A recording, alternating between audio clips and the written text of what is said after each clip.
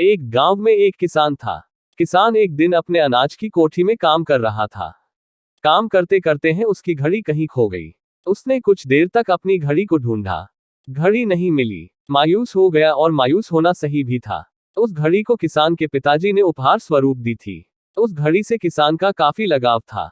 एक बार फिर अपनी घड़ी को ढूंढने की कोशिश करने लगा। अनाज की कोठी में बहुत देर ढूंढने के बाद भी घड़ी नहीं मिली। हताश होकर कोठी से बाहर आया।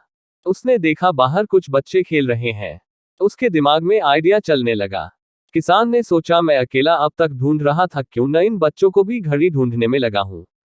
उसने घड़ी ढूंढने के बदले बच्चों को इनाम देने के लिए कहा। बच्चे इनाम के लालच में तुरंत मान गए। अब सारे बच्चे कोठी के अंदर जाकर घड़ी ढूंढने लगे। बच्चे जितना ढूंढ सकते थे उन्होंने ढूंढा, पर घड़ी नहीं मिली। बच्चे थक चुके थे, उन्होंने हार मान ली। किसान भी अब थका और हारा महसूस कर रहा था। बच्चों के जाने के बाद वह हताश और परेशान बैठा था। कुछ देर बाद एक बच्चा वापस आया। आकर किसान से बोला, क्या मैं फिर से घड़ी ढूंढ सकता हूं? किसान ने कहा, ठीक है। बच्चा फिर से कोठी के अंदर गया और थोड़ी देर में घड़ी के साथ वापस लौटा। किसान ने देखा बच्चा अपने हाथों में घड़ी लेकर वापस लौटा है। किसान को खुशी का ठिकाना ना रहा। किसान को कुछ समझ नहीं आ रहा था।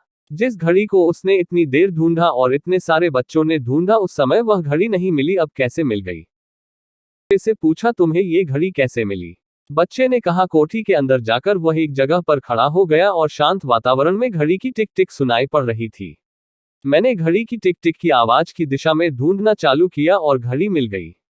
किसान ने बच्चे को पुरस्कार दिया और हृदय से आभार व्यक्त किया। अब किसान खुश था, किसान उसे उसकी घड़ी मिल